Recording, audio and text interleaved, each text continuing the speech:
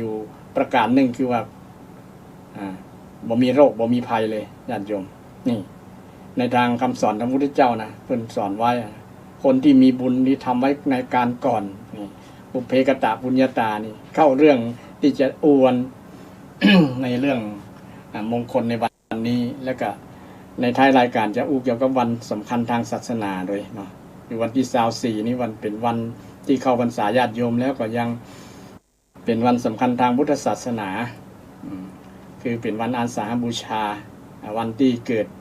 พระรัตนตรัยครบ3อย่างคือพุทธรัตนะธรรมรัตนะสังฆรัตนะซึ่งเป็นรัตนะ3แก้ว3ประการเกิดขึ้นในโลกซึ่งมีพระสงฆ์สังฆรัตนะเกิดขึ้นในวันคล้ายวันอาสาฬหบูชาคล้ายวันที่ 2,000 กว่าปีมาแล้วนะ 2,600 กว่าปีมาซึ่ง เกิดขึ้นมานะซึ่งตรงกับวันขึ้น15ค่ำเดือน8ใต้นะ10เหนือเฮาเนี่ยนะ10เหนือซึ่งก็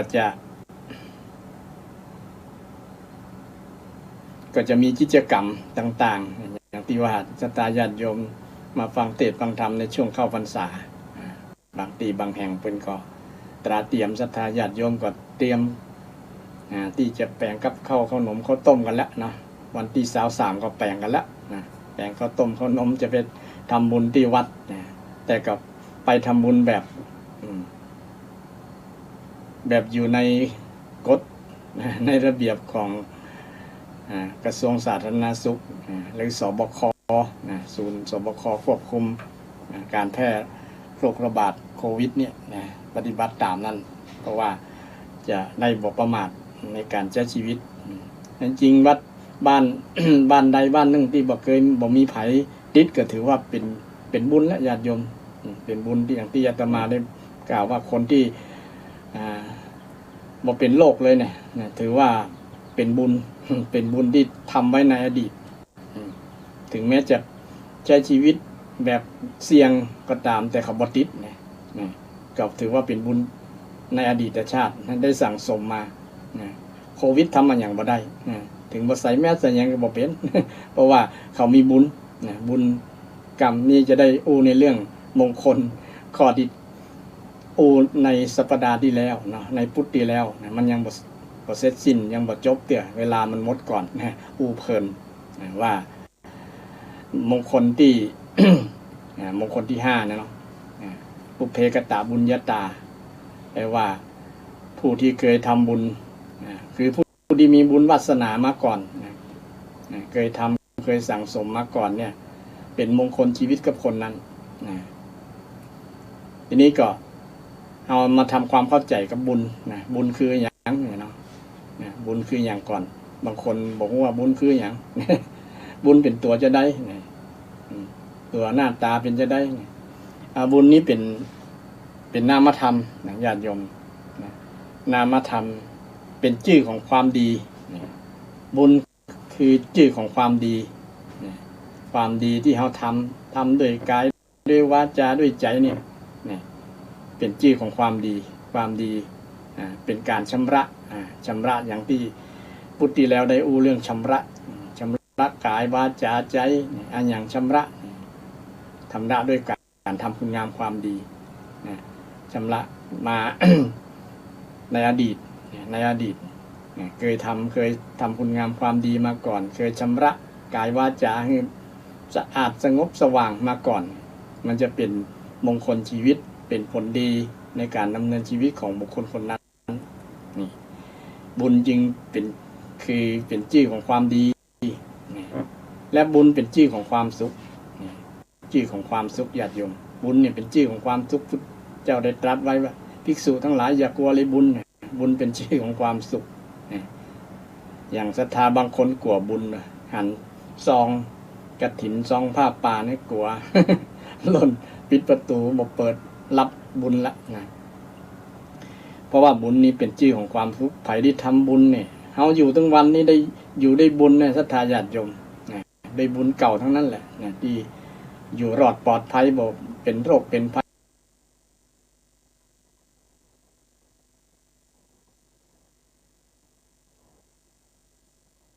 กว่าเฮาเนี่ยญาติโยมจงภูมิใจศรัทธาญาติโยมที่ฟังอยู่เนี่ยคนที่บ่เป็นโรคเป็นภัยแต่เดี๋ยวนี้ก็ส่วนนักจะเป็นกันเนาะเป็นบ่เป็นโรคนั้นก็เป็นโรคอันนี้นะเพราะว่ามันเสี่ยงต่อการที่จะเป็นอยู่แล้วนะโรคนะเพราะว่าร่างกายนี่เป็นรังเป็นที่อยู่ของโรคเป็นที่สะสมของโรคนะเป็นที่เกิดของโรคได้นะร่างกายของคนเราเนี่ยนะแล้วก็โรคปัจจุบันโควิดนี่มันก็ติดต่อได้รวดเร็วเดี๋ยวนี้มันกลายพันธุ์เป็นพันธุ์นั้นพันธุ์นี้ก็ฟังแล้วเราดูน่ากลัวเหมือนกันแต่ถ้ามีบุญจริงๆเนี่ยมันบ่สามารถทำลายอย่างเราได้นะด้วยบุญนี่แหละนะอันนี้ส่งที่เราทำเนี่ยทำตัวเราประพฤติตัวเราเนี่ยนะคือบุญญาติโยมการระมัดระวังการบ่ประมาทนี่ก็เป็นการทำบุญอย่างหนึ่งเหมือนกันนี่ญาติโยมกับแคล้วคลาดปลอดภัยจากโรคโควิดนี่โรคโควิดจึง บุญนี้เป็นชื่อของความสุขนะคนที่มีความสุขนะหน้าตาแจ่มชื่นเบิกบานนะไปทางใดก็หน้าอิ่มเอิบนะด้วยบุญนะคนนั้นมีบุญนะเป็นคนบุญญาติโยมนะเป็นคนบุญนี่เป็นชื่อของความสุขไผมีความสุขนั่นแหละคนนั้นโปรดภูมิใจว่าเฮามีบุญ วันไหนเฮามุนมองบ่ม่วนอกม่วนใจเท่านั้นเฮาแสดงว่าบุญเฮาจะหมดละวันนั้นนี่ต้องรู้สภาวะบุญบุญหนึ่งเป็นชื่อของความสุขเนี่ยสุขความสุขที่เกิดจากการได้ทำคุณงามความดีนั่นแหละได้ทำบุญนั่นแหละได้ทำบุญในทางพุทธศาสนาก็สอนให้เราทั้งหลายเนี่ย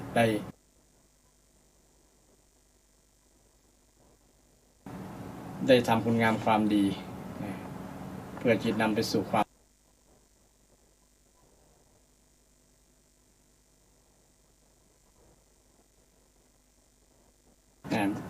บุญนี้ก็เป็นสะพานไปสู่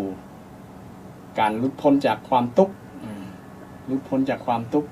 เกิดแก่เจ็บตายนี่แหละหลุดพ้นจากการเกิดแก่เจ็บตายเป็น เป็นเป้าหมายชีวิตเป้าหมายชีวิต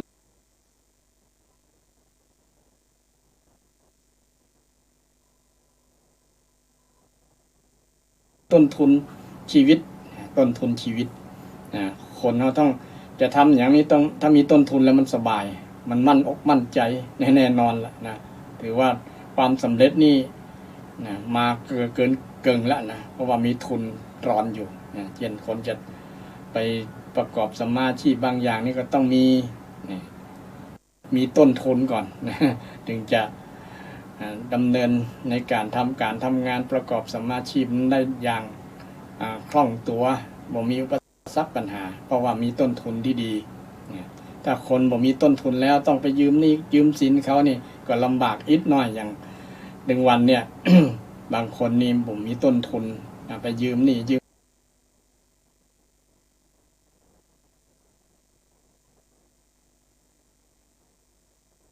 มีต้นทุนน้อยก็เลยลำบากบางคนก็ไปบ่รอดนะต้องโดนยึดนะ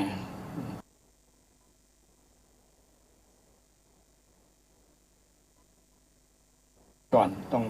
มีต้นทุนไว้ก่อนก็คือต้นทุนที่สำคัญของคนเราก็คือบุญญาติโยมนะบุญนี้เป็นชื่อของความดีเป็นชื่อของความสุขเป็นชื่อของสะพานที่จะเชื่อมไปถึงฝั่งเช่นเป็นปัจจัยไปถึงนิพพานก็ได้เป็นปัจจัยที่ไปให้คนได้มนุษย์สมบัติทิพย์สมบัตินิพพานสมบัติและก็เป็นชื่อเป็นเกราะป้องกันด้วยนะชื่อของคำว่าบุญนี่นะเป็นเกราะป้องกันใครมีบุญนี่เป็นเหมือนมีเสื้อเกราะป้องกันอันตรายต่างๆอันตรายต่างๆแต่ลายจากภายในภายนอกทั้งภายในภายนอกที่จะเป็นอันตรายต่อการดำเนินชีวิตของเรานี่บุญเป็นเปรียบเหมือนเกราะป้องกันถ้าใครได้ทำมาแล้วได้สั่งสมมาในอดีตทีนี้บุญนี่มันมีที่ว่าเป็นอดีตเนี่ย อดีตนี่มี2ช่วงไก่กับช่วงใกล้นะญาติโยมช่วงไก่กับช่วงใกล้บุญช่วงไก่กับบุญช่วงใกล้นี่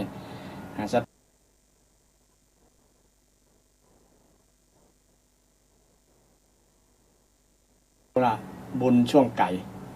คือกี่ชาติกับบ่ฮู้ละที่เฮาบ่สามารถฮู้ได้เพราะว่าเฮาบ่มีญาณจิตวิถีจิตที่จะฮู้ว่าเฮาเกิดมากี่ชาติเฮาได้สั่งสมคุณงามความดีอันนี้บุญช่วงไก่เฮาอันนั้นยกไว้ก่อนแต่บุญช่วงใกล้เนี่ยคือบุญตั้งแต่ปัจจุบันเนี่ยนะตั้งแต่เฮาคลอดเนี่ยตั้งแต่เฮาคลอดวันแรกคลอดจนถึงปัจจุบันเนี่ยนะจนถึงปัจจุบันเฮาจนเติบใหญ่ได้ลืมตาดูโลกได้ทำนั่นทำนี่มาเนี่ยลองนึกดูเฮาได้สร้างคุณงามความดีมาแต่ใดพ่องประมาณนั้นเฮาสามารถตรวจดูได้แต่บางคนก็นึกบอกแล้วเพราะว่าบ่มีอะไรอย่างก็ของว่าจิตที่จะระลึกชาตินะระลึกความหลังได้นะเพราะว่ามันนะเป็นความรู้วิเศษอย่างหนึ่งนะที่จะรู้อดีตนะแค่วันเดียวก็บางคนก็ลืมแล้วว่าตั้งแต่เจ้าเนี่ยเฮาเนี่ยอย่างห้องเนี่ยมันก็ลืมนะบ่ต้องไปสืบหาตั้งแต่เฮาเกิดมาตั้งแต่คลอดจากท้องแม่มานะยากก็มีอยู่นะที่คนจะนึกได้ยิ่งไปสืบอดีตตั้งแต่อดีตชาตินะอดีตชาติหลายชาติมาเนี่ยจนถึงเฮาคลอดเนี่ยก็ยิ่งยากลำบากที่จะนึกได้นะเพราะว่ามันมีเหตุ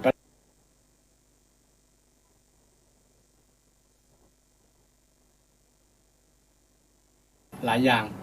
แต่มีบางคนที่มีความสามารถพิเศษสามารถระลึกชาติตัวเก่าได้ว่าเคยทำอย่างพ่องเนี่ยนะสามารถนึกได้แต่คนส่วนหลายมันนึกบ่ได้นะบ่ต้องอู้เรื่อง ตั้งแต่น้อยๆละแค่วัน2วันแค่เดือน2เดือนแค่ปี2ปีเนี่ยเราลองนึกทบทวนวันนั้นอย่างเดือนเนี่ยเนาะเดือนกรกฎาเนี่ยตั้งแต่วันที่1เนี่ยเฮาเนี่ยอย่างพ่องยากที่จะจำได้หมดยากที่จะจำได้บางคนลืมไปอย่างนอกจากจะมีคนมากระตุ้นเหตุการณ์บางอย่างที่ไปที่เฮาเคยทำไปนะเฮาอาจจะนึกได้เป็นต้นนี่อันนี้ถามว่ามันอดีตมันมีหรือว่า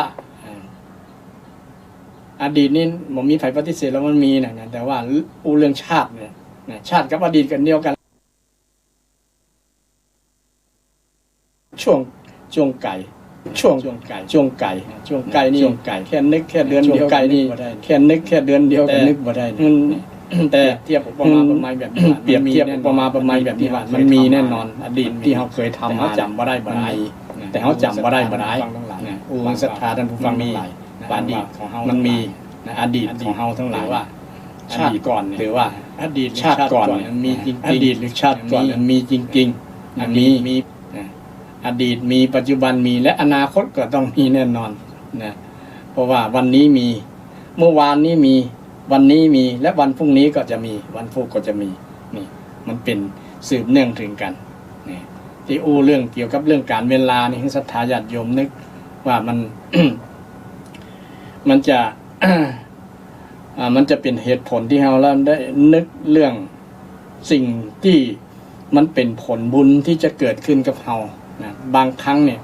ผลบุญก็ดีผลบาปก็ดีมันมีผลนะต่อการดำเนินชีวิตของเราโดยเฉพาะผลบุญที่เราทำไว้ก่อนปุพเพกตะบุญญาตาปุพเพว่าในการก่อนคืออดีตชาติก็แล้วแต่หรือว่าตะวานี่ก็แล้วแต่ละมันเป็นผลนะเป็นผลทำให้คือเกิดกับเราเฮาบ่เรียกร้องว่ามันเกิดมันก็เกิดอยู่ดีเพราะเฮาทำไปแล้วบอกว่าการกระทำกรรมหรือว่าความคิดก็ตามนั้นมันเป็นเรื่องของ การกระทำทางพุทธศาสนาเป็นเรื่องของกรรมการกระทำการกระทำก็คือกรรมคือการกระทำนั่นแหละทำดี เป็นห้องกรรมดีนะทำบ่ดีเป็นห้องกรรมชั่วนะหรือ ห้องว่า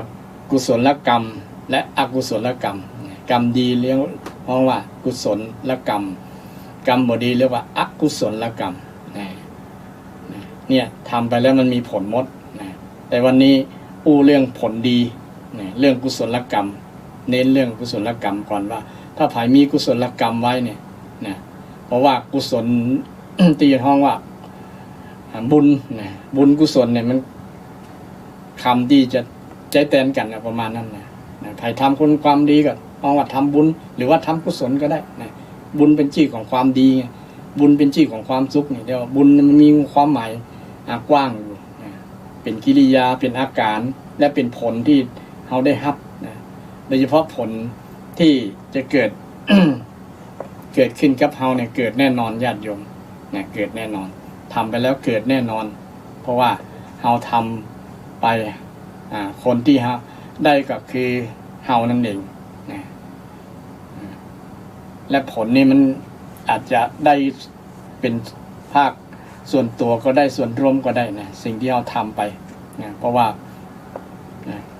บางครั้งมันเป็นกรรมเป็นการกระทำที่แรงนะกรรมแรงกรรมนักเนี่ยเนาะกรรมนักนะโดยเฉพาะบุญที่ทำแรงๆนี่มันก็มีผลแรงเช่นเดียวกันบาปที่ทำแรงๆก็เป็นผลแรงเช่นเดียวกันมัก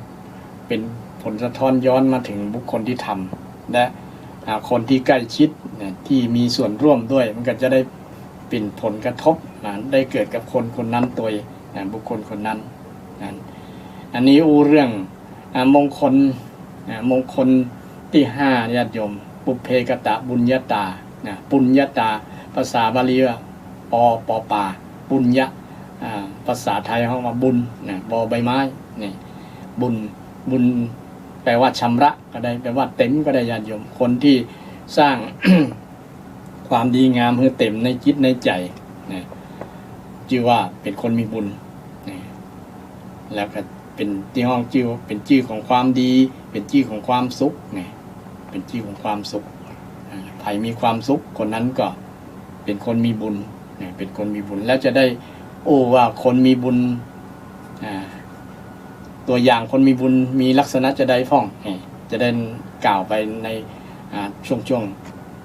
ต่อไปแต่นี่เอามาฮู้มาพิจารณาเรื่องผลของบุญว่ามันเกิดกี่ระดับกันผลของบุญเฮารู้ความหมายของบุญแล้วเนาะบุญเป็นชื่อของความดีเป็นชื่อของความสุขเป็นชื่อของสะพานเป็นชื่อ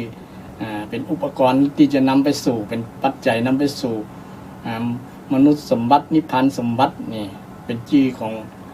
เกราะป้องกันบอกให้เราได้รับภัยต่างๆนี่เป็นลักษณะนั้น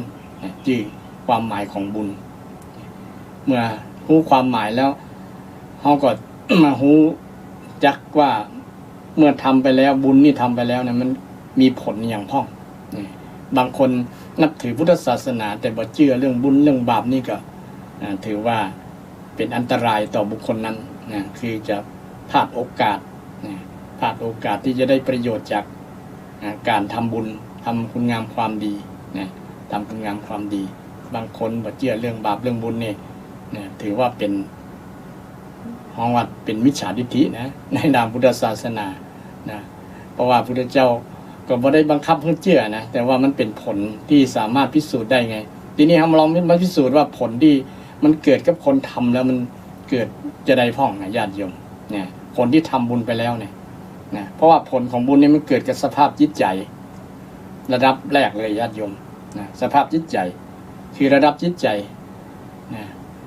มันเป็นตัววัดเลยแหละเพราะว่าบุญที่บอกว่าเป็นนามธรรมเนี่ยนะเป็นสภาพที่เกิดกับจิตใจเพราะว่าบุญเนี่ยทำได้ขณะเราทำเลยแหละขณะที่เราทำเลยเราคิดเลยมันเกิดกับเราจิตใจเกิดขึ้นทันทีเลยที่เราทำปุ๊บก็เกิดปั๊บเลยล่ะอันนี้ระดับจิตใจนี่เกิดขึ้นทันทีเลยไม่ต้องรอชาติหน้าชาติไหนเลยญาติโยมการทำบุญเนี่ยมันเกิดที่จิตใจให้ผลที่ใจก่อนเลยละอย่างอื่น นะภายนอกนะผลต่างๆที่มันเป็นรูปธรรมอย่างต่างๆนี่อันนั้น เป็นเรื่องที่จะต้องอู้กันต่อไปครับนะแต่ผลที่เราสามารถพิสูจน์ได้สามารถพิสูจน์ได้เช่นศรัทธาญาติโยมทำบุญเนี่ยเนาะเหตุการณ์รักษาศีลเจริญภาวนาเนี่ยจิตลองตรวจสภาพจิตใจของโยมเนี่ยโยมจะเกิดสภาพจิตใจที่มีสุขจิตใจมันดีขึ้นนะมันม่วนนะตั้งมั่นบ่หวั่นไหวนะตั้งมั่นบ่หวั่นไหวต่อกรรมกรรมจาคนเนี่ยนะถ้าเราได้เจริญทำบุญคุณงามความดีนะทำบุญทำกุศลมันบ่อยๆสม่ำเสมอเนี่ยนะสภาพจิตของคนนั้นเนี่ยญาติโยมคนนั้นคนที่ทำบุญบ่อยๆเนี่ยมันจะมั่นคงมันจะเยือกเย็นนะเป็นคนนิ่มบ่หวั่นไหวบ่สะทกสะท้านอย่างในกรรมกรรมจาคำนั้นจะมาจากตำหนิก็ดียกยอปอปั้นก็ดีบ่หวั่นไหวในคำนั้นนะเปิ้นยกยอกับบ่ลอยนะบ่ยิงทะนงตัวอย่างประมาณนั้นนะสร้างอีโก้ขึ้นนะติเตียนก็บ่ก็พิจารณาว่าเปิ้นติเตียนนั้นถือว่าเป็นการจี้ข่มทรัพย์ส่องกระจกคือพออย่างประมาณนั้นบ่ถือโทษโกรธภัยนะคนลักษณะคนจิตใจที่ทำบุญบ่อยๆจะเป็นลักษณะนั้นญาติโยมนะเพราะว่ามันเกิดกับสภาพจิตใจไงฉะนั้นคนพุทธเจ้าถึงสอนให้อยู่กับ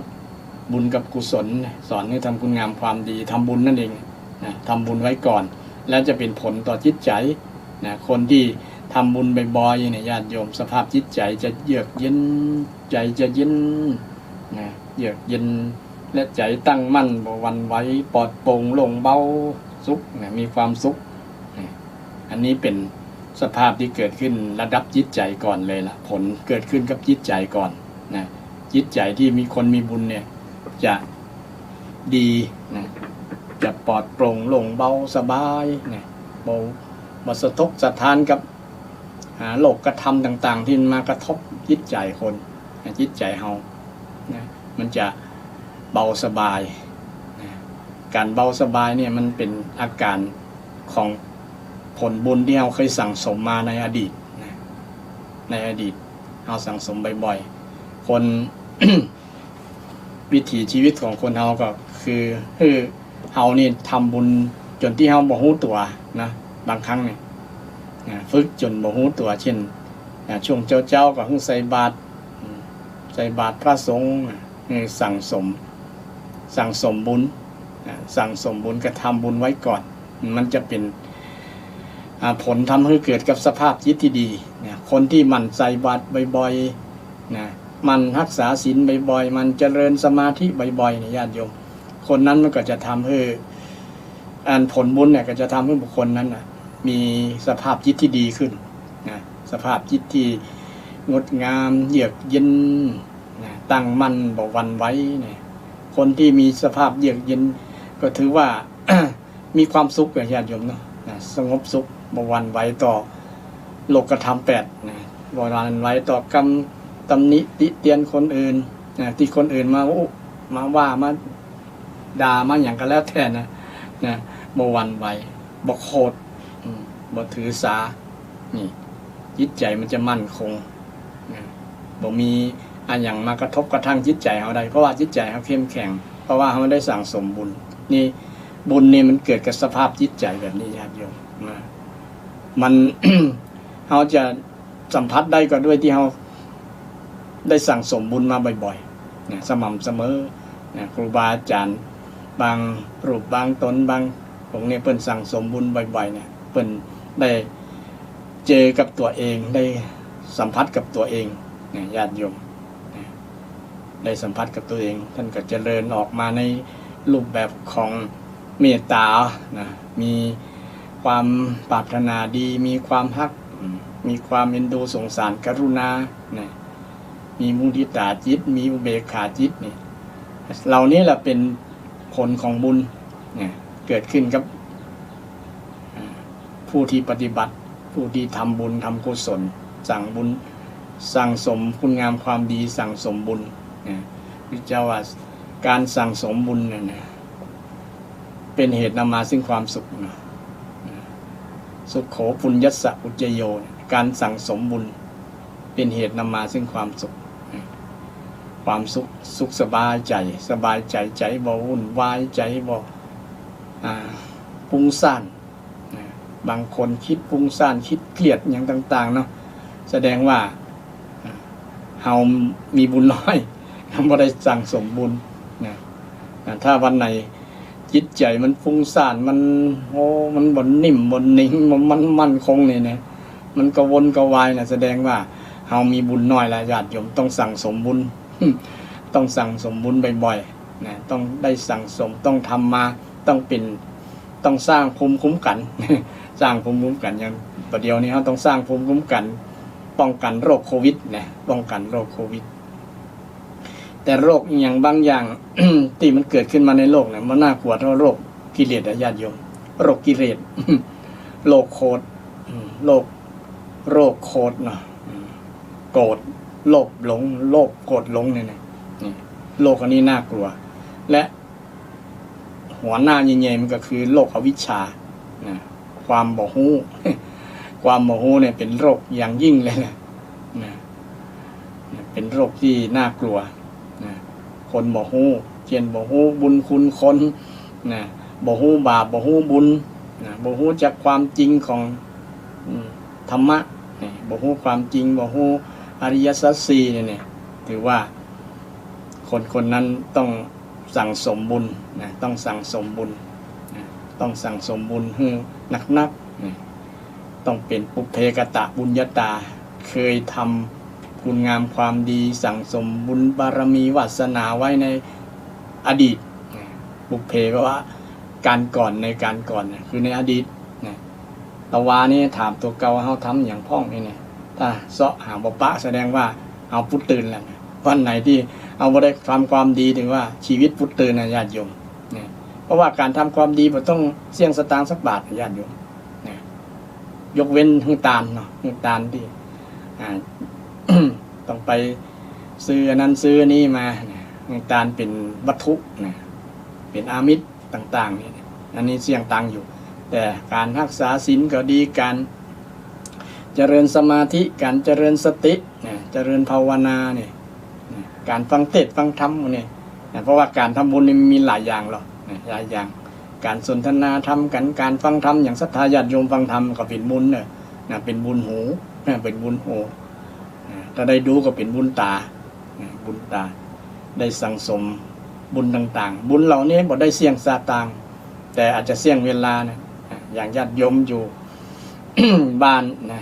ฟังอยู่บ้านนะเปิดวิทยุฟังขึ้น 104.5 เมกะเฮิรตซ์ฟังไป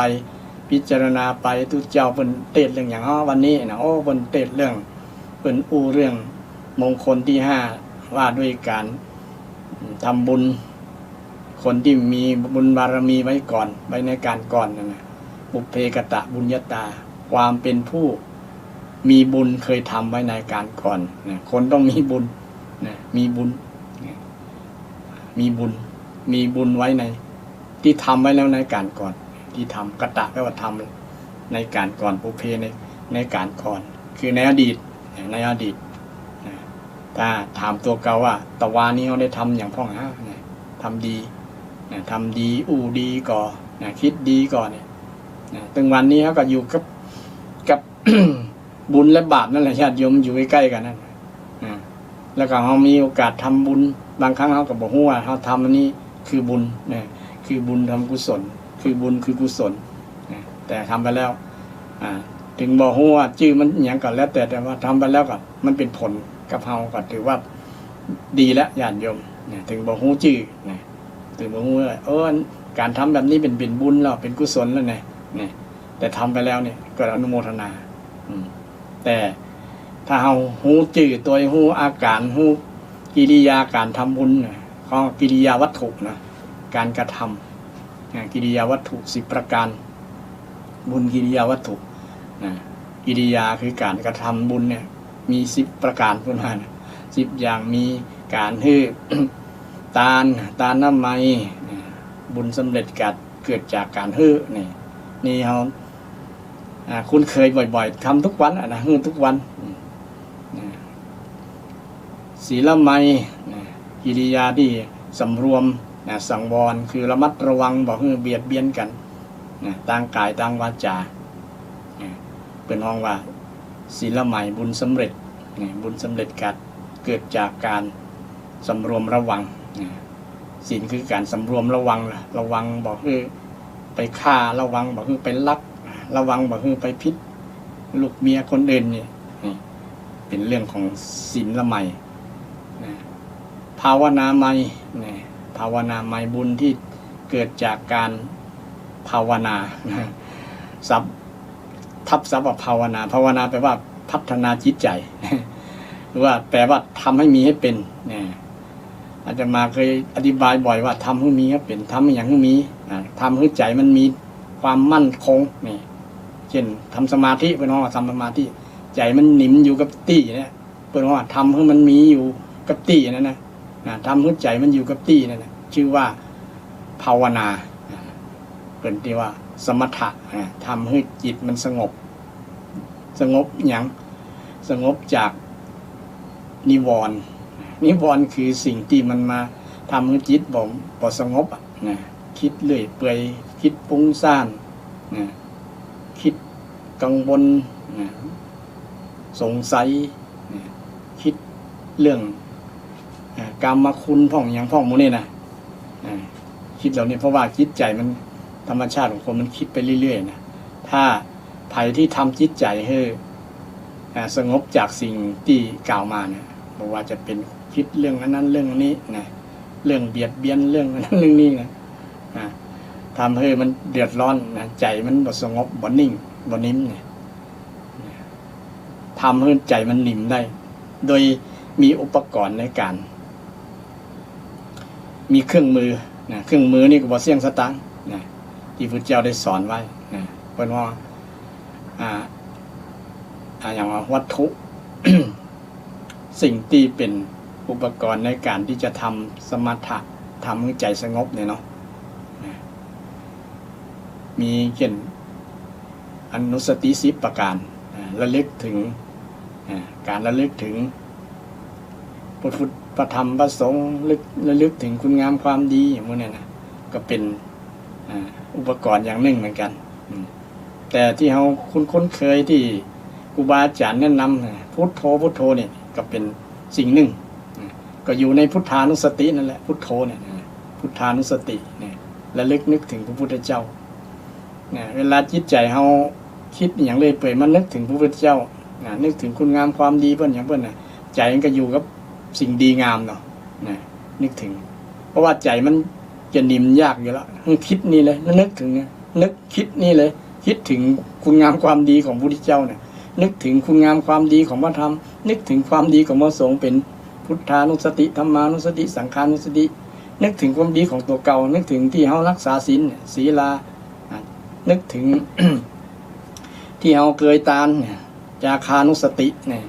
นึกถึงพ่อแม่นึกถึงเทวดานุสติเนี่ยนึกถึงสิ่งเป็นมงคลนะให้จิตมันนึกถึงนั่นถ้ามันบนิ่มเนาะนึกถึงเนี่ยมันก็จะอยู่กับสิ่งที่เรากำหนดให้มันนึกการระลึกนึกเนี่ยเป็นห้องสตินะสติมันก็จะควบคุมจิตของเราบอกคิดไปเรื่อยเปื่อยคิดไปเรื่อยนะกำเมืองคิดไปเรื่อยภัยที่สามารถที่จะนึกถึงใจอยู่กับสิ่งที่เขานึกได้ตลอดบอกไปคิดเรื่องอื่นแล้วนะเรียนกำหนดให้คิดเรื่องยังก็อยู่กับเรื่องนั้นนะแสดงว่าเขาได้พัฒนาจิตใจใจเขาก็อยู่นิ่มบอกคิดฟุ้งซ่านบอกคิดเรื่องที่มันจะเป็นวิตกกังวลคิดแล้วเครียดแล้วตกนะอย่างตรงวันเนี่ยคิดเรื่องเศรษฐกิจคิดเรื่องการทำมาหากินอย่างต่างๆเนาะบางครั้งเรามาคิดวุ่นวายแล้วมันเป็นทุกข์เนาะหยุดยั้งสัก 2-3 นาทีเนี่ยมันจะสบายใจสงบญาติโยมมันก็สบายแล้วก็ เมื่อ จิตสงบแล้วมันจะคิดอย่างออกหาทางออกได้โอ้นะเขาต้องไปประกอบสมาธิที่มันมีทางเลือกให้มันอื่นอยู่เนี่ยก็นึกได้อย่างได้เนาะถ้ามันจิตสงบแล้วบางครั้งจิตบ่สงบมันคิดบอกหรอคิดบอกบ่ถูกเนี่ยนี่การเจริญสมาธิมันก็เป็นผลดีนะเป็นผลของบุญเนี่ย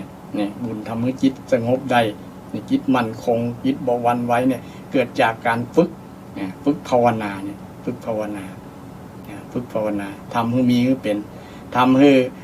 ความสงบมันอยู่กับใจที่สำคัญทำให้ใจที่มีเมตตาเกิดขึ้นในจิตใจเนี่ยเพราะว่าเมตตาภาวนาเนี่ยญาติโยมก็คุ้นเคยอยู่เมตตาภาวนาอยากจะได้คือความรู้สึกที่ดีๆมันเกิดขึ้นในจิตใจนะทำให้มีในใจเฮาหน่อยเนาะส่วนนักจะมีกับพระสงฆ์องค์เจ้าครูบาอาจารย์เนี่ยเป็นห้องตนเมตตาตนเมตตาครับศรัทธาญาติโยมเอ็นดูศรัทธาญาติโยมทำมาหากินทำสัพประกอบสัมมาชีพนะ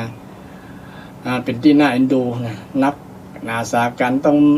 ฝ่าฟันอุปสรรคปัญหานะเกี่ยวกับสถานการณ์โรคโควิดเนี่ยเอ็นดูเพิ่นมีเมตตาเมตตาเนี่ยไปฝึกแบบครูบาอาจารย์แบบนี้มันจะเพิ่นห้องว่าภาวนาบ่ต้องรับตาก็ได้ บ่ต้องรับตาก็ได้ แต่ฝึกจะได้ให้มันมีให้มันมีความรู้สึกที่เป็นเมตตานะเมตตาเกิดขึ้นในจิตในใจนะก็เป็นองค์อันหนึ่งที่จะทำให้จิตมันสงบได้สมาธิตัวได้ความรู้สึกที่ดีๆเป็นเมตตาเกิดขึ้นนี่แหละของว่าภาวนาที่เป็นจริงเนี่ยไปทำให้ เมตตาเกิดขึ้นในจิตใจนะมี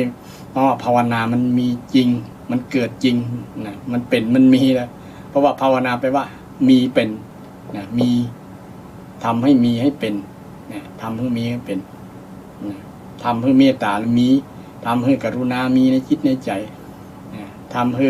มุทิตามีในจิตในใจทำให้อุเบกขามีในจิตในใจนะคือทำพรหมิหารอยู่ในจิตในใจเกิดขึ้นนะสุดยอดญาติโยมเป็นผู้ประเสริฐพรหมแปลว่าผู้ประเสริฐนะใจจะประเสริฐพัฒนาจิตใจให้ประเสริฐยิ่งขึ้นนะคนที่มีเจริญภาวนาพรหมวิหารเนี่ยนะเจริญเมตตาก็ดีอย่างก็ดีนะเราจะได้ยินปออาจารย์แนะนำนะต่อไปเจริญจิตตภาวนาเนอะกำหนดลมหายใจเข้าพูดหายใจออกโทอันนี้ก็เป็นส่วนหนึ่งนี่เป็นส่วนหนึ่งมันมีตั้งเป็น40อย่างก็หรออารมณ์ของคนกรรมฐานเนาะสมถกรรมฐานเนี่ยกรรมฐานมี2อย่าง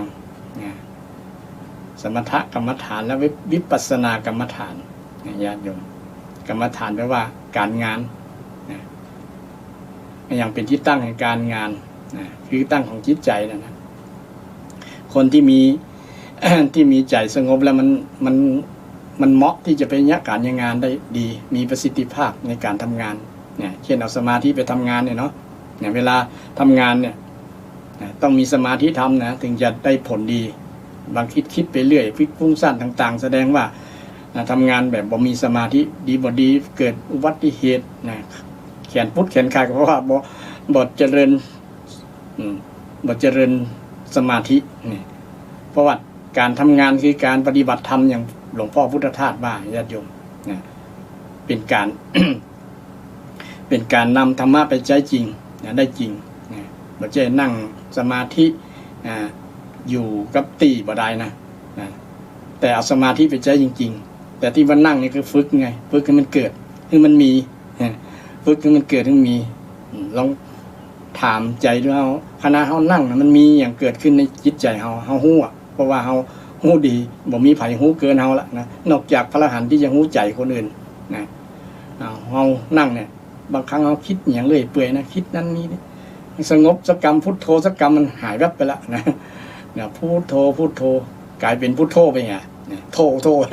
เนี่ยเพราะว่าบ่ได้ดังใจอย่างประมาณนั้นรำคาญตัวเก่าก็มีมันอารมณ์แบบนั้นนะมันเกิดขึ้นกับทุกคนนั่นแหละญาติโยมสัก5 นาทีมันเริ่มคิดเรื่อยเปื่อย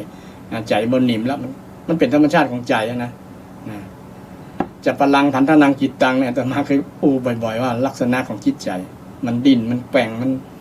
มันบ่หนิมนะมันเป็นธรรมชาติทุกคนนะและไผที่สามารถที่ให้มันอยู่หนิมได้ก็บ่มีไผทำนอกจากธรรมะทำเองธรรมะจัดสรรก็คือสติกับสมาธิญาติโยมสมาธิจัดสรรธรรมะจัดสรรนี่นะมันไปบำราบปราบความ ดื้อของจิตใจนะใจมันดื้อมันคิดนั้นเดี๋ยวก็จิตมันซนอย่างลิงนะไปหันไปนี่นะบ่อยู่นิ่มนะแต่อันนี้อยู่เลยสติคุมอยู่สมาธิคุมอยู่นะเจริญสมาธิกับสติพร้อมๆกันนี่ที่เรานี่เจริญพุทธานุสตินะธรรมานุสติสังขารมันมีสติช่วยหรอนึกการนึกเนี่ยมันบังคับในตัวถ้าจิตมันได้มีงานคือนึกแล้วนะแต่นึกในทางที่ดีเนี่ยไม่ใช่นึกเป็นมิจฉานะคิดเรื่องนั้นบ่ถูกบ่ต้องเป็นมิจฉานั่นก็เป็นผลเสียกับจิตใจกันนะมันมีหลักคิดไปเรื่อยเปื่อยคิดอกุศล คิดลามกยกเปรตอย่างต่างๆนะคิดเป็นสิ่งที่เป็นมิจฉาบ่ถูกนะทำเป็นผลเสียต่อจิตใจต่อสภาพจิตเมื่อคิดแบบนั้นแล้วก็มันเป็นผลต่อการกระทำเราเนาะมันไปแสดงออกกับบุคคลอื่นนะคนที่คิดบ่ดีนะมันก็แสดงออกถึงพฤติกรรมต่างๆโดยมานี่ถ้าคิดดีมันก็แสดงออกที่เป็นผลดีต่อตัวเก่าแล้วก็บุคคลอื่นอันเนี้ยมันเป็นสิ่งที่เราสามารถทดสอบ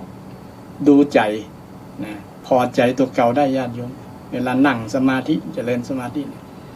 นี่เรื่องการทำบุญบ่ต้องเสี่ยงสตางค์นี่ เรื่อง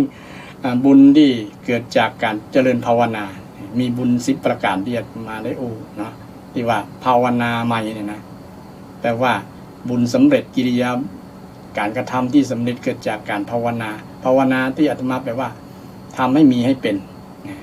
ทำให้อย่างมีทำให้มันจิตสงบมันมีขึ้นในใจทำให้เมตตามันมีในใจทำให้อารมณ์ของสมถะต่างๆมันมีในใจนะมีในใจเฮานะ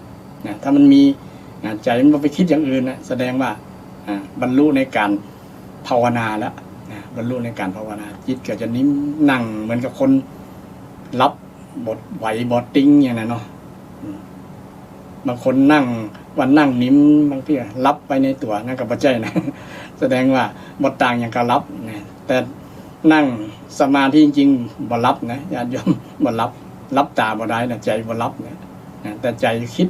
นึกสิ่งที่เป็นกุศลนะภาษาพามันระลึกสติแล้วระลึกนึกคิดสิ่งที่เป็นกุศลแทนที่จะไปนึกสิ่งที่เป็นอกุศลเพราะว่าจิตมันมีธรรมชาตินึกคิดอยู่แล้วนะจะไปห้ามมันบ่ได้ไงแต่เฮามีอย่างตัวแป้มันล่ะนะพุทธเจ้าเนี่ยนึกถึงสิ่งที่เอาชนะใจที่มันชอบคิดชอบอย่างต่างๆก็คือมีสติไงเนี่ยสติเอาไปครอบไปคุมนะไปคุมจิตเนี่ยเพราะว่าจิตนี่บ่มีไผจะคุมมันได้เพราะมันเป็นอนัตตาไงมันไม่ใช่ตัวที่จะบังคับอยู่ในอำนาจของเฮานะเราจะไปสั่งอย่างบ่ได้นอกจากสติไปสั่งมันได้นี่สติเป็นธรรมะที่จะบำราบ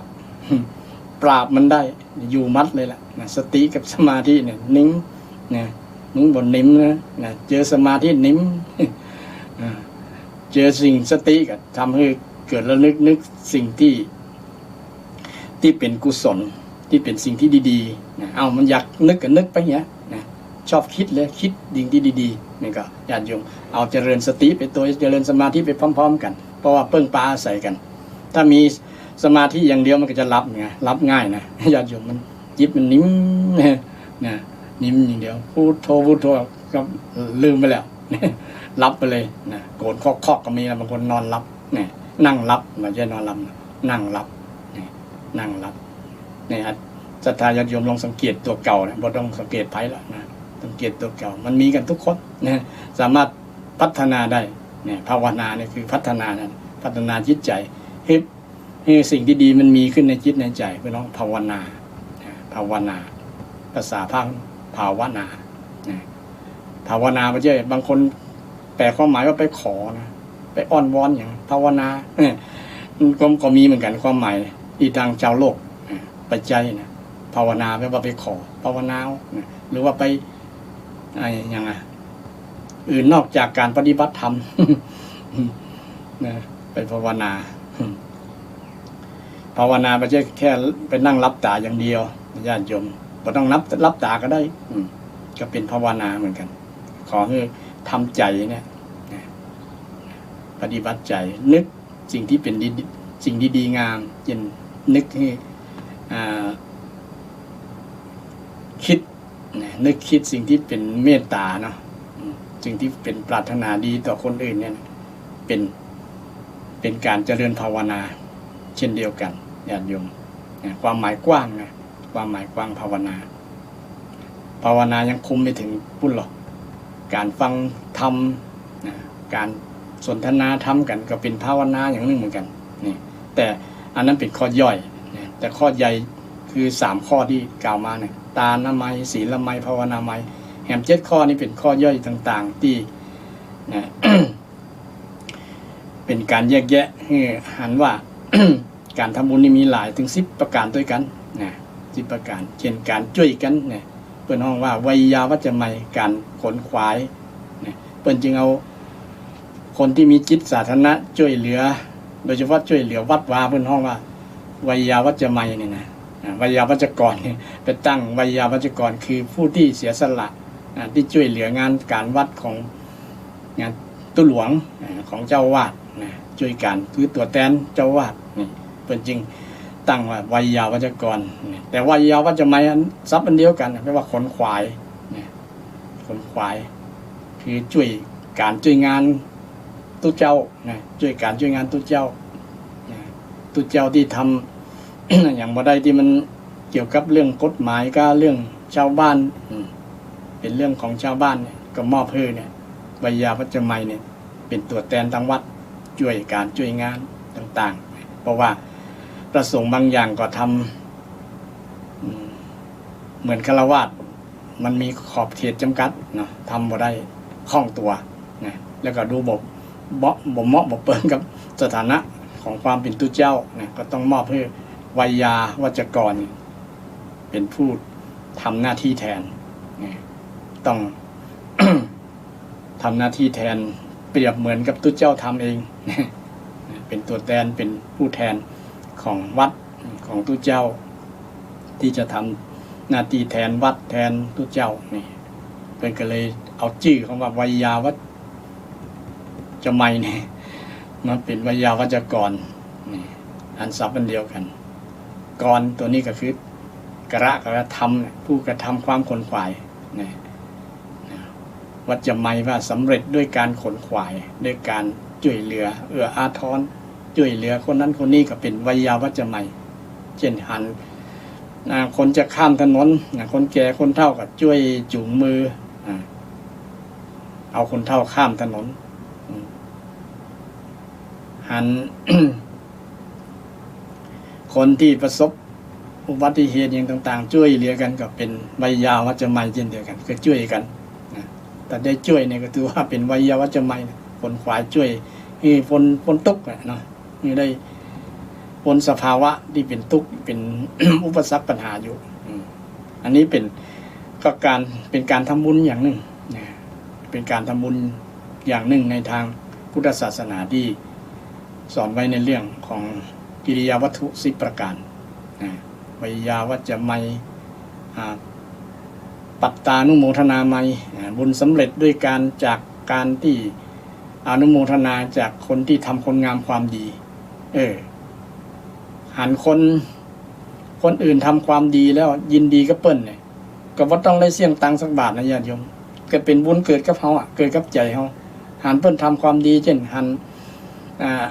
เจ้าภาพมาเป็นเจ้าภาพแปลงโบสถ์แปลงวิหารเนาะอย่างเช่นวัดท่านอาจารย์พระครูประภัตเนี่ยเปิ้นแปลงโบสถ์แปลงหยังเนี่ยมีศรัทธาหลายผู้หลายท่านมาแปลงนั้นแปลงนี้โอ้เปิ้นมีตังมีหยังก็ยินดีกับเปิ้นนะยินดีกับเปิ้นหรือว่าศรัทธาจะมายินดีแล้วก็มาหอมกับเปิ้นก็เป็นบุญทั้งสองต่อนะต้องยินดีตัวต้องได้ตาน้ำไม้ตัวนี่นะคนที่ทำเนี่ยได้ตาน้ำไม้แล้วก็ได้ ยินดีกับเปิ้นก็ได้บุญ2อย่างนะจากอนุโมทนาที่มันมีคำศัพท์อย่างมุทิตาโมทนากับมุทิตาศัพท์อันเดียวกันญาติโยม นะแปลว่ายินดีใจยินดีที่คนหันคนอื่นทำดีเนี่ยยินดีกับเปิ้นโอ้นะบ่อิจฉาเปิ้นเนี่ยเป็นบุญไงเป็นบุญกับคนที่มีความคิดนั้นตรงกันข้ามที่ไปอิจฉาไปขอยนะไปขอยยังมาฟ้องยังอาฆาตพยาบาท อยากจะให้เพิ่นบ่เสียหน้าเสียตาอย่างประมาณนี้เป็นบาปมหันต์ เป็นบาปแทนจะเป็นบุญเป็นบาปเนี่ยก็ยังมีนะคนอิจฉากันเนาะหันเพิ่นทำแล้วล้ำหน้าล้ำตาอย่างมีอยู่เนาะสังคม มีแต่โปรดเข้าใจว่าความคิดแบบนั้นน่ะมันเป็นบาปนะเป็นบาปอิจฉากันเป็นบาปถ้ายินดีตัวเปิ้นน่ะมันเป็นบุญเนี่ยญาติโยมเป็นบุญโอ้นะเปิ้นมีบุญเนาะเปิ้นได้มี เงินมีทองได้สร้างวัดสร้างวาแปลงวัดแปลงวาแปลงวิหารเจดีย์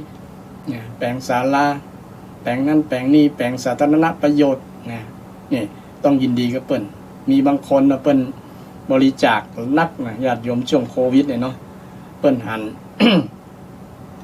เปิ้นหันในคนทั้งหลายบางคนบ่มีข้าวจะกินก็มีล่ะญาติโยมนะบอกว่าบ่มีการมีงานทำยิ่งคนในสังคมเมืองหลวงสังคมเมืองใหญ่เวลา โรงงานมันปิดผมจะไป เนี่ยการไปซ่อการซ่องานที่ไหนนะมันเตรียมตัวประกันมันบอกไว้ก่อนนะโรคโควิดแล้วบางคนก็บอกคิดว่ามันจะข้ามปีนะ2 ปี 3 ปีบอกว่ามันจะยั้งเมื่อใดจะเลิกเมื่อใดเนาะแล้วก็มีคนที่หันใจหันเอ็นดูสงสารนะสงสารคนนะโดยเฉพาะคนไทยนี่เป็นคนที่เอ็นดูสงสารกันนะฮะยามที่มีอุปสรรคปัญหามีภัยทางธรรมชาติน้ำท่วมก็ดีอย่างก็ดีญาติโยมเนาะบ่ละบ่กว้างกันนะก็เป็นน้ำใจอย่างหนึ่งที่แสดงออกถึงความเป็นคนที่มีใจบุญญาติโยมคนบุญเนี่ยคนใจคนนั้นเป็นบุญนะญาติโยมถึงเพิ่นจะออกอย่างก็ตามแต่อย่าไปตำหนิเพิ่นเนี่ยออกตะอีก็แอกดีกว่าเพิ่นบอกล่ะเพิ่น มีใจแล้วแสดงว่าเพิ่นมีบุญเริ่มทำแล้วญาติโยมบ่ต้องไปคิดอย่างกับเพิ่นนักนะต้องอนุโมทนากับเพิ่นโอ้ดีเนาะเพิ่นมีใจมาช่วยดีเนาะอนุโมทนาสาธุเน้อเนี่ยแค่เนี้ยมันเป็นบุญแล้วญาติโยมยินดีกับเพิ่นยินดีกับเพิ่นแต่บ่ใช่ไปตำหนิไปขวายไปอย่างเปิ้นเนี่ยมันจะเป็นบาปใหญ่เฮาว่าญาติโยมเป็นบาปแทนบุญแทนที่จะได้บุญเป็นได้บาปแทนนะการโมทนาหันไผทำดีเนี่ยอนุโมทนาสาธุยกมือขึ้นท่วมหัวแล้วญาติโยมเนี่ยได้บุญบ่ต้องเสี่ยงสักบาทนะแต่ อย่างว่าสังคมเรามีอิจฉาตาร้อนกันเนาะคนอื่นทำดีเกินบ่ได้ เกินหน้าเฮาเนี่ยก็มีอยู่นะแต่โปรดเข้าใจได้ว่าคนมีความคิดอย่างนั้นเป็นบาปเน้อ เป็นบาปแต่ที่โมทนาสาธุเนาะสาธุกับเปิ้นจะเป็นบุญเกิดจากการปฏิทานามัยนะการให้ส่วนบุญนะการให้เจาะจง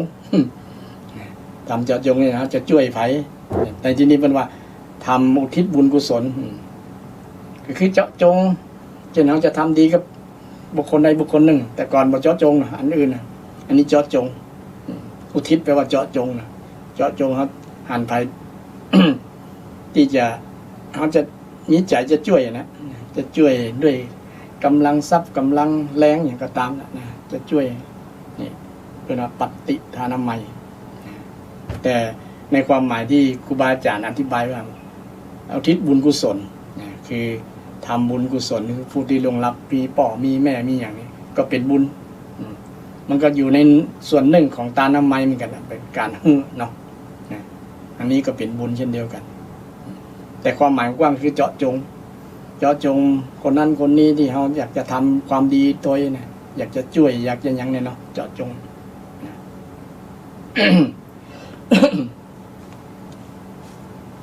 มันมาจากปฏิเฉพาะเนี่ยเฉพาะตอบทวนกับเนี่ยบอกว่าเฉพาะคือเฉพาะคนเนี้ยเนี่ยเอาคนเนี้ยประมาณนั้นนะทำดีกับคนเนี้ยบ่ต้องทำอื่นก็ยังดีอยู่นี่อันนี้ในความหมายการทำบุญแบบอย่างหนึ่งใน10 อย่าง การฟัง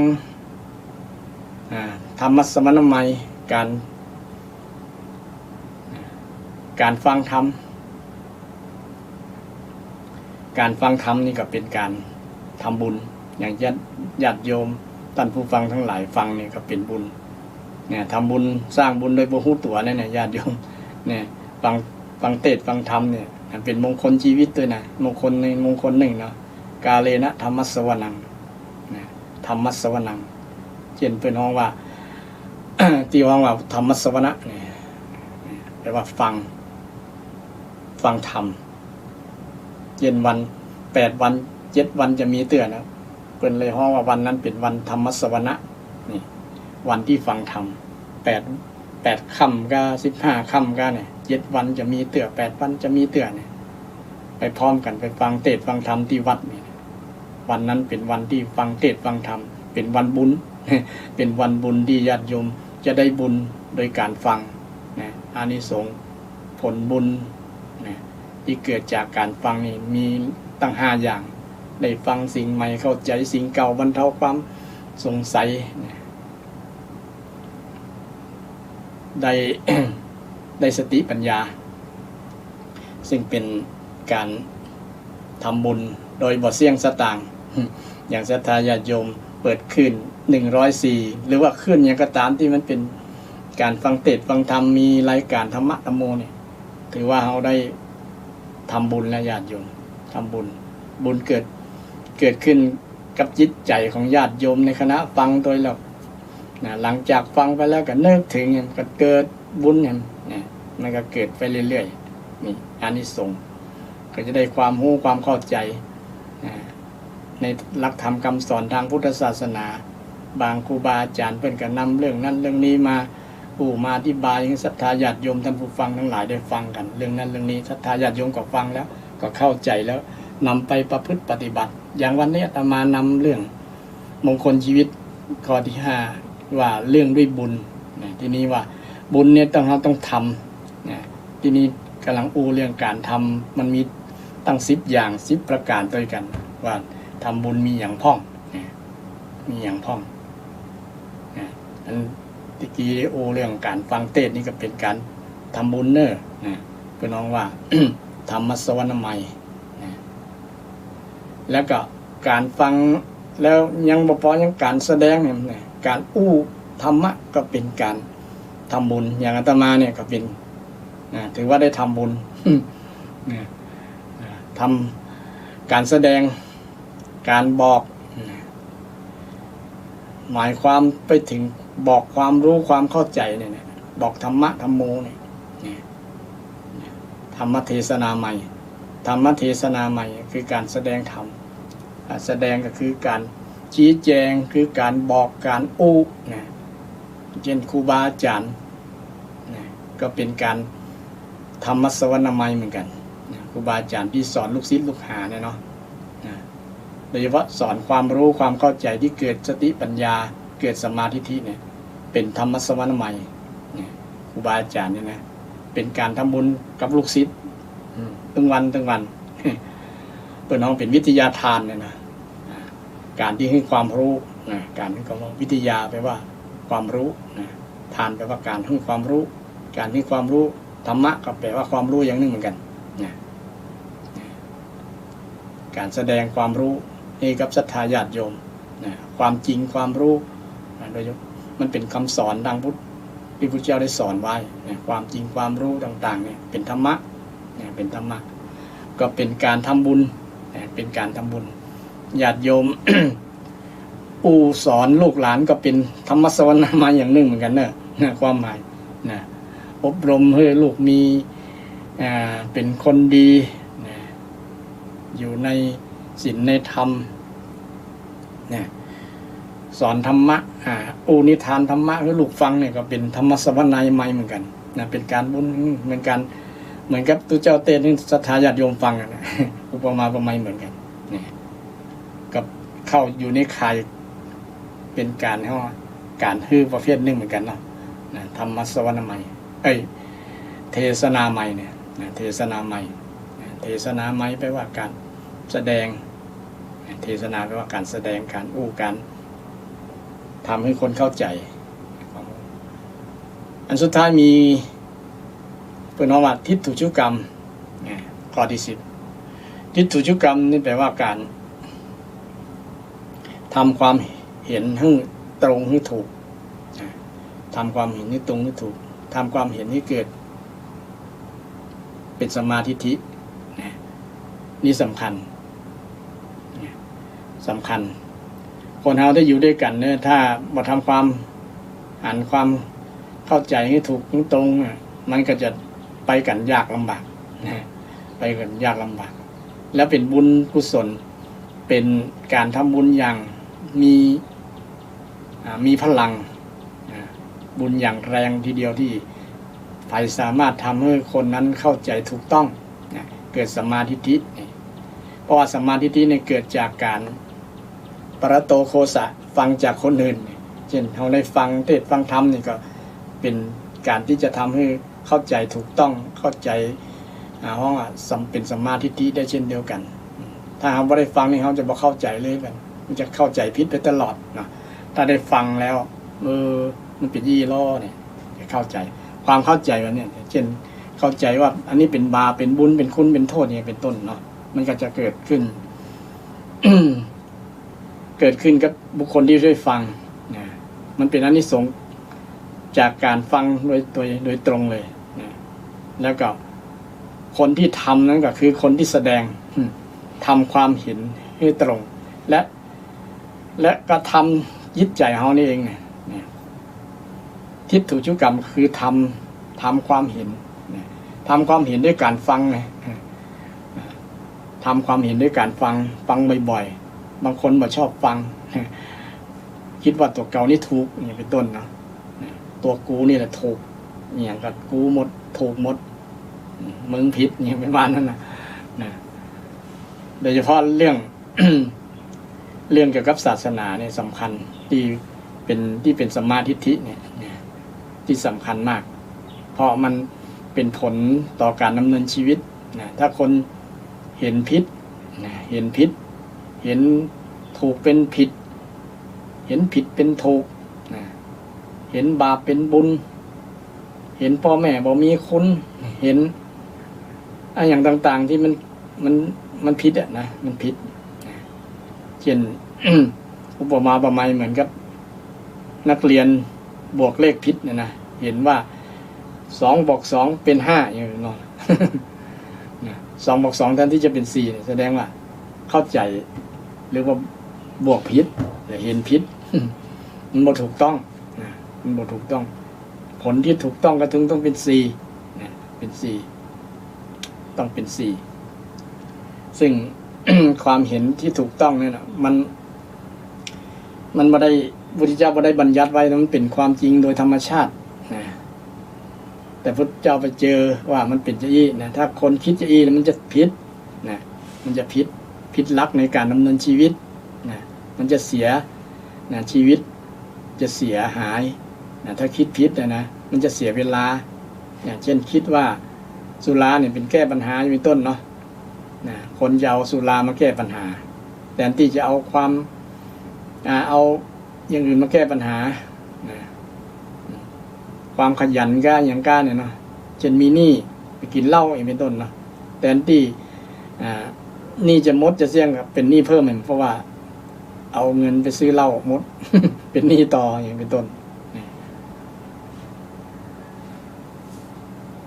แต่ที่จะแก้ปัญหาว่าอันตัวเก่ามีปัญหาที่ทำให้เกิดทุกข์เนี่ยต้องแก้ด้วยเหล้าเนี่ยคิดแบบเนี้ยพอได้กินเหล้าแล้วมันผมมีทุกข์แล้วมันสบายใจอย่างเป็นต้น แต่มันสว่างแล้วกันนะสว่างที่หลังเมื่อมันที่หลังแล้วมันจะเป็นโทษนักเป็นปัญหานักปัญหากับครอบครัวปัญหากับในการดำเนินชีวิตค่าครองชีพต่างๆมันก็จะตยมาอย่างต่างๆเป็นหนี้เป็นสินเพิ่มอย่างนี้เนี่ยมันหมดปัญหามันบ่จบอ่ะนะถ้าคิดลักษณะคิดผิดแบบนี้นะคิดว่าจะเอาสิ่งเสพติดมาแก้ปัญหามาแก้ปัญหาเช่น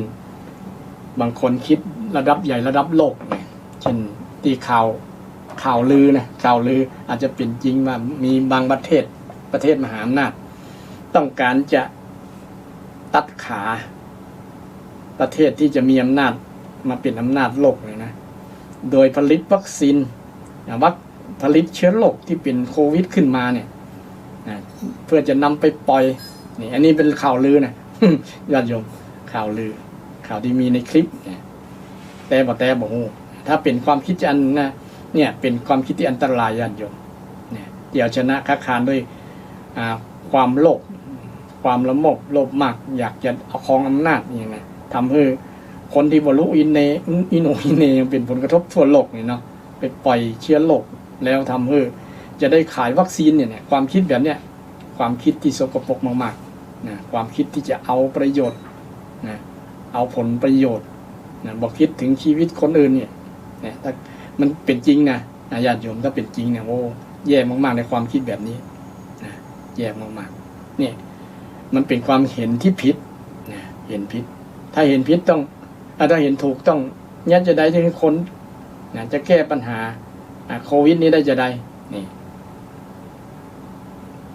แต่โลกมันเกิดมาแล้วมันจะเอาประโยชน์อย่างเดียวนะต้องเสนอแก้ไขเลยหาความรู้ความสามารถอย่างต่างๆที่มันจะผลิตวัคซีนที่มันจะแก้ได้นี่ไม่ใช่ว่าจะเอาประโยชน์จากประชาชนชาวโลกต่างๆที่จะไปซื้อวัคซีนเอาวัคซีนและได้ขายวัคซีนมาเอาประโยชน์จากคนเอาบนความทุกข์ของคนอื่นเอาความสุขที่จะเกิด ผลประโยชน์ไปค้ากำไรบนความทุกข์ของคนอื่นเนี่ยซึ่งเป็นความคิดที่แย่มากๆนะเลวมากๆทีเดียวแหละ เลวสุดๆเลยนะถ้าคิดแบบนี้ต้องเปลี่ยนความคิดใหม่ต้องเป็นความเห็นใหม่นะต้องเห็นถูกต้องนะอย่างความเห็นในทางพุทธศาสนาญาติโยมเริ่มจากเห็นชีวิตร่างกายนี่แหละเห็นชีวิตร่างกายพุทธเจ้านะเป็นผู้ที่เห็นตรงนะเห็นว่าร่างกายของคนเรานะมันเป็นอนิจจังทุกขังอนัตตาเนี่ยบ่มีใครเห็นเนี่ยสักคนน่ะแต่ก่อนนะแต่เดี๋ยวนี้ก็เช่นเดียวกันนะก็ยังมีศาสดาองค์เดียวเนี่ยที่เห็นแบบเนี้ยเห็นว่าร่างกายเนี่ยเป็นอนิจจังทุกขังอนัตตาเนี่ยแต่มีบางลัทธิบางคำสอนเพิ่นสอนว่าร่างกายนี้เป็นอมตะ เป็นนิรันดร์เป็นเป็นตนอย่างนั้นแต่พระเจ้ามองว่ามันบ่ใช่ตัวแต่นะมันเป็นอนัตตาเนี่ยมันบังคับบ่ได้ตัวเฮาเนี่ยนะที่เฮาสำคัญว่าเป็นตัวเฮาขันธ์ห้าเนี่ยรูปเวทนาสัญญาสังขารวิญญาณหรือว่าผู้สั้นๆก็คือกายกับใจเนี่ยนะกายกับใจเฮาเนี่ยมันบ่มีตัวแต่ เป็นว่าอนัตตาไม่ใช่ตัวแต่ว่าบ่ได้ว่าบ่มีนะไม่ใช่ตัวจริงมันมีตัวอยู่แต่มันตัวชั่วคราวเป็นห้องว่าไม่ใช่ไม่มีกับไม่ใช่เนี่ยต่างกันนะไม่ใช่นี่มันมีอยู่แต่มันมีบ่ถาวรมันมีชั่วขณะตัวตนนี่มีชั่วขณะเป็นว่าอนัตตาแล้วตัวตนนี่บังคับบ่ได้นะถ้าบังคับได้ว่าอย่าแก่เนี่ยอย่าเจ็บเลยเนี่ยคนที่มองแบบนี้มีคนเดียวในโลกญาติโยมคือพระพุทธเจ้านะโอ้อันมันบัจเจตัวเขาจะได้เขาก็ยังยังจ่าอยู่เนี่ยบางคนก็เถียงนะพระเจ้าว่ามันบัจเจตัวแต่นะครับตัวแต่เขาอยู่ไหนลองจี้แล้วเนี่ยนี่กระตาหูจมูกลิ้นอย่างนี้บทถูกทั้งตีเนี่ยแล้ว10 ปี20 ปีแต่ก่อน50 ปีแต่ก่อนเขาอันเนี้ยตัวเดียวกันก่อนแต่ก่อนเป็นเด็กชายเนี่ยตัวน้อยๆตัวใหญ่มาจากไหน ตัวเก่าน่ะตัวเก่ากับคนนั้นอันเดียวกันก็นี่พระเจ้ามองละเอียดถึงขนาดนั้นญาติโยมว่ามันบอกใช่ตัวเก่าเป็นตัวใหม่นั่นเองตัวใหม่ตัวเก่าตายไปแล้ว ตัวจริงเฉพาะแป๊บเดียวแต่มันด้วยปฏิต่อกันที่เฮาบ่ฮู้ปฏิสนธิต่อกันที่เฮาบ่ฮู้เพราะว่ามันละเอียดอ่อนที่ปัญญาจะรู้เหมือนพุทธเจ้านะญาติโยมนี่ว่าการมองแบบเนี้ยนะมองร่างกายแค่ร่างกายกับจิตใจเนี่ย พระเจ้าก็มองต่างคนอื่นแล้วญาติโยมมองต่างบ่มีไผที่ไหนมองเหมือนพระเจ้าเนี่ยว่าเป็นอนัตตาโดยเฉพาะอนัตตาเนี่ยนะไม่ใช่ตัวแท้เนี่ยอนัตตาไม่ใช่ตัวจริงไม่ใช่ตัวจริงแค่เพียงแต่เป็นธาตุสี่ขันธ์ห้ามารวมกันเกิดขึ้นตั้งอยู่ดับไปที่มันมารวมกันถ้ามันมารวมกันก็บ่เป็นมันบ่เป็นตัวเขาละถ้าธาตุสี่บ่มีขันธ์ห้าบ่มีมันบ่มีละบ่มีบ่เป็นเนี่ยบ่เป็นนายดำนายขาวนายนั่นลายนี่ละนี่การมองการมุมมองแค่มุมมองเรื่องกายและใจเนี่ยญาติโยมลึกซึ้งมากเนี่ยการมองแบบเนี้ยเป็นมองที่ถูกต้องพุทธเจ้าตรัสว่าไผหันแบบนี้ถูกเลยนะความเห็นที่ถูกต้องเลยนะเป็นทิฏฐุชุกรรมความเห็นให้ตรงให้ถูกถ้าไปมองว่ามันเตี้ยงนะมันเป็นซุกยิ่งไปใหญ่เลยนะสังขารร่างกายมันเป็นอนิจจังมันบ่เตี้ยงอันนี้บ่เตี้ยงนี่หันชัดอยู่เนาะเป็นอนิจจังเนี่ยหันชัดก็คือหันผมขาวผมดำแล้วกลับมากับขาวเนี่ยเห็นชัดอยู่แล้วมันเป็นรูปธรรมอยู่เนาะในส่วนของรูปนี่เห็นชัดนะรูปนะแต่ในส่วนของนามส่วนของจิตใจนี้ต้องใจความละเอียดอ่อนในการพิจารณาถึงจะหันนะถึงจะหันอันนี้ทิฏฐุชุกรรมเนี่ยทิฏฐุชุกรรมการทำความเห็นให้ตรงตามความเป็นจริงเนี่ยตามความเป็นจริงว่าธรรมชาติของร่างกายมันเป็นจะอี้นะเป็นจะอี้บ่มีอย่างที่จะมั่นคงถาวรสังขารสัพเพสังขาราอนิจจา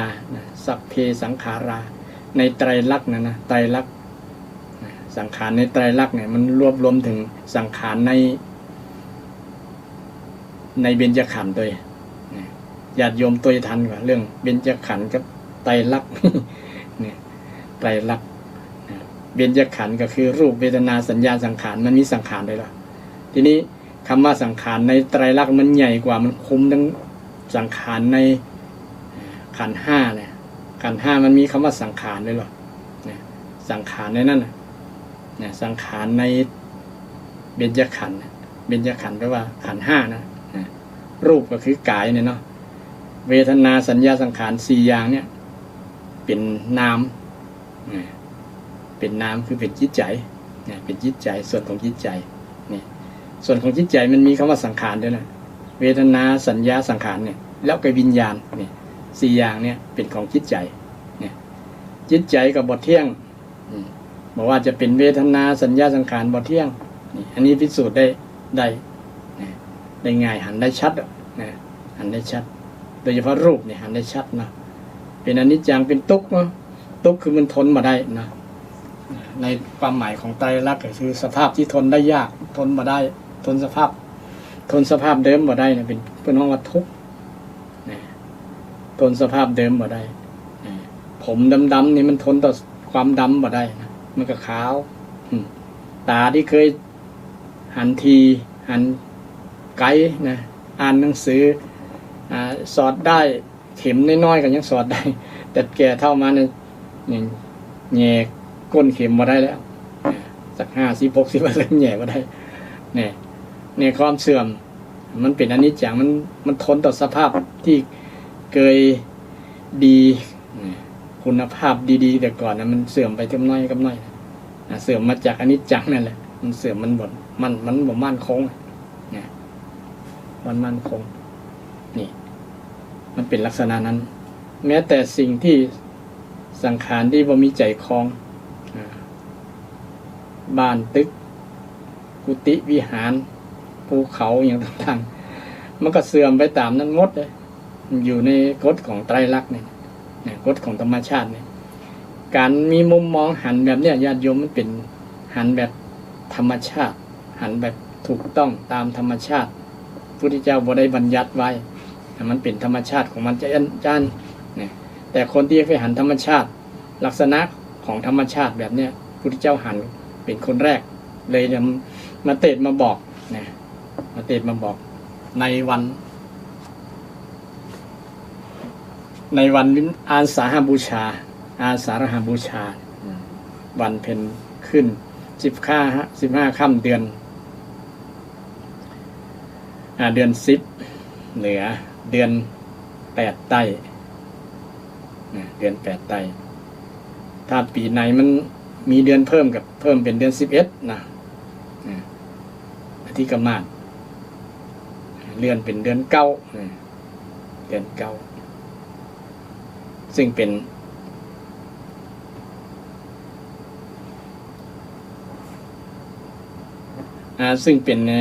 เหตุการณ์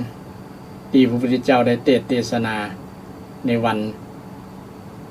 อาสาฬหบูชาเป็นวันสำคัญทางพุทธศาสนาเป็นวันเกิดพระรัตนตรัยเป็นวันที่พระพุทธเจ้าได้สาวกเป็นวันที่เกิดสังฆรัตนะที่3พร้อมถ้าบ่มีวันนั้นบ่มีไผได้ฮู้ตัวบ่ฟังตัวบ่ได้ฟังคำสอนแล้วก็บ่มีคนบ่เป็นอย่างบ่มีหลักฐานว่าคนที่ ที่จะมาเป็นสาวกคำสอนของพระเจ้าก็จะบ่ถูกเผยแพร่มาเพราะว่าคนฟังแล้วบ่เข้าใจ คนฟังแล้วบ่เข้าใจเพราะว่าธรรมะของพระเจ้าเนี่ยยากต่อการเข้าใจมันสุขุมละเอียดอ่อนโดยเฉพาะคำสอนเรื่องไตรลักษณ์นี่เนี่ยญาติโยมที่มีมุมมองที่ว่าทำให้เกิดความเข้าใจที่ถูกต้องความเข้าใจที่ถูกต้องบางคนเข้าใจอยู่แต่ว่าบ่ยอมรับความจริงนี่ก็มีนะ เนี่ยบ่ยอมรับความจริงบ่ยอมรับความจริงได้ฝืนธรรมชาตินะมันก็เป็นทุกข์เนาะฝืนธรรมชาติบ่ยอมแก่นี่เป็นต้นเนาะ บ่ยอมแก่ทั้งที่สังขารมันแก่ไปนั่นนะบ่ยอมแก่เช่นผมที่เคยดกดำเห็นผมขาวก่อนนำสีมาย้อมนะย้อมให้มันดำเหมือนเก่าอันอย่างที่หนังมันเหี่ยวก็ดึงมันตึงอย่าง ฉีดโอท็อปอย่างประมาณนั้นนะคือมัน คล้ายๆว่าบ่ยอมรับความแก่บ่ยอมรับความแก่บ่ยอมรับความจริงมันก็เป็นปัญหาในการดำเนินชีวิตเช่นเดียวกันเพราะว่ามันจะเป็นทุกข์ใจนะทุกข์ใจทุกข์มือหลุนบางคนทำใจลำบากแล้วเคยมันบ่ได้ทำใจทิศแรกว่าเขาต้องแก่ต้องเจ็บต้องอย่างเนาะถ้ามันฟังเทศน์ฟังธรรมเข้าใจมาทำความเข้าใจให้ตรงอย่างคำสอนที่พระเจ้าได้สอนไว้เนี่ยมันก็จะ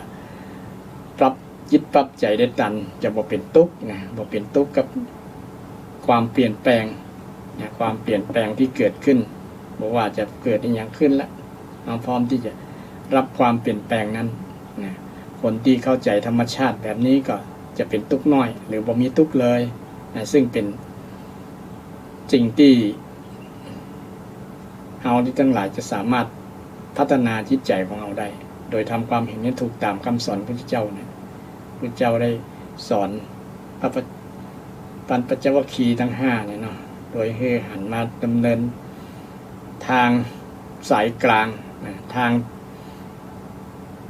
2 ทางที่บุคคลดำเนินก็คือทำตัวให้ลำบากอัตตกิลมัฏฐานุโยคและอันที่2ก็คือมกมุ่นอยู่ใน กามคุณเรียกว่ากิลมัฏฐาสุขาริการนิโยคสุขาริการนิโยคคือมัวเมาในกามสุขลำไปมันก็จะเป็นทุกข์เป็นทุกข์แต่ในทางพุทธศาสนาพุทธเจ้าว่าถ้าอยากทุกข์ก็ต้องดำเนินตามมรรคมีองค์8มรรคมีองค์8เคยท่านผู้ฟังทั้งหลายฟังบ่อยๆนะมรรคมีองค์8มีอย่างพ้องมีสมาธิทิสมาธิทิก็คือทำความเห็นให้ตรงนั่นแหละทำความเห็นตรงว่าทุกข์เกิดจากอย่างปัญหาเกิดจากอย่างทำความเห็นให้ตรงทุกข์อย่างคือทุกข์อย่างคือปัญหาทำให้เกิดทุกข์แล้ววิธีปฏิบัติให้หมดทุกข์เนี่ยจะได้เนี่ยถ้าเห็นถ้า เราปฏิบัติตามนี้มันก็จะทำให้เราได้พ้นจากทุกข์ตามหลักคำสอนของพระพุทธเจ้า ตามหลักคำสอนของพระพุทธเจ้าวัน นี้ก็ใช้เวลามาอู้เรื่องเกี่ยวกับมงคลที่5มงคลที่ว่าด้วยเรื่องการทำความดีไว้ในการก่อนทำบุญเนี่ยนะบุพเพกตบุญญาตาทำความดีไว้ในการก่อนเนี่ยเป็นมงคลที่5ใครได้ ทำความดีไว้ก่อนทำบุญไว้ก่อนตะกี้ได้อู้เรื่องการทำบุญในหลายอย่างมาจบที่การทำความเห็นที่ตรงหรือว่าสัมมาทิฏฐิเนี่ยเป็นการทำบุญเนี่ยจะได้คือสัมมาทิฏฐิเกิดขึ้นก็จะเป็นบุญเป็นบุญที่เราได้สั่งสมไว้มันก็จะเป็นผลในวันข้างหน้าในวันพุธเป็นต้นไปก็จะเกิดผลดีกับเราเพราะว่าเราได้สั่งสมวันนี้แล้วสั่งถึงจะเป็นบุญช่วงใกล้ก็ตามแต่ต่อไปมันก็จะไกล ก็จะเป็นผลที่เราสืบเนื่องจากวันที่เราได้ทำในวันนี้ก็จะเป็นผลในวันพุธเป็นผลในวันพุธว่าปลูกพืชก็จะต้องกินผลในวันพุธบางอย่างเขาปลูกแล้วเขาก็ได้ผู้ภาคภูมิใจนะพืชถึงมันไม่ได้ออกผลออกยังแต่มันได้เกิดที่ใจเขาแล้วนะใจเขาก็มีความสุขสบายนะบุญก็เช่นเดียวกันถ้าเขาได้สั่งสมตั้งแต่เขาได้ทำก็จะเป็นผลต่อจิตต่อใจเขาอย่างน้อยนะอันนี้เรื่อง บุญที่ทำไว้ในการก่อนนะสำหรับนี่ยังมาจบวันหน้าเพราะว่ายังค้างอยู่จะเรื่องว่าตัวอย่างบุคคลที่มีบุญเนี่ยยังไม่ได้คือศรัทธาฟังแต่พอเวลาหมดก่อนวันนี้ก็หมดเวลาหมดพอดีเนาะนำรายการธรรมะเพื่อสืบสานและเพิ่มแรงบันดาลใจจากวัฏสารจากศรัทธาท่านผู้ฟังไปก่อนพุธหน้าปะกันใหม่เนาะช่วงเข้าพรรษาญาติโยมก็อยากมีเรื่องอย่างจะมาถามมาจากก็ยินดีญาติโยมเนาะสำหรับวันนี้ก็อวยพรศรัทธาญาติโยมทุกท่านทุกคนที่ฟังรายการธรรมะมีความสุขกายสบายใจมีพลไม้สมบูรณ์ปราศจากโรคโควิดกันทุกท่านทุกคนเจริญพร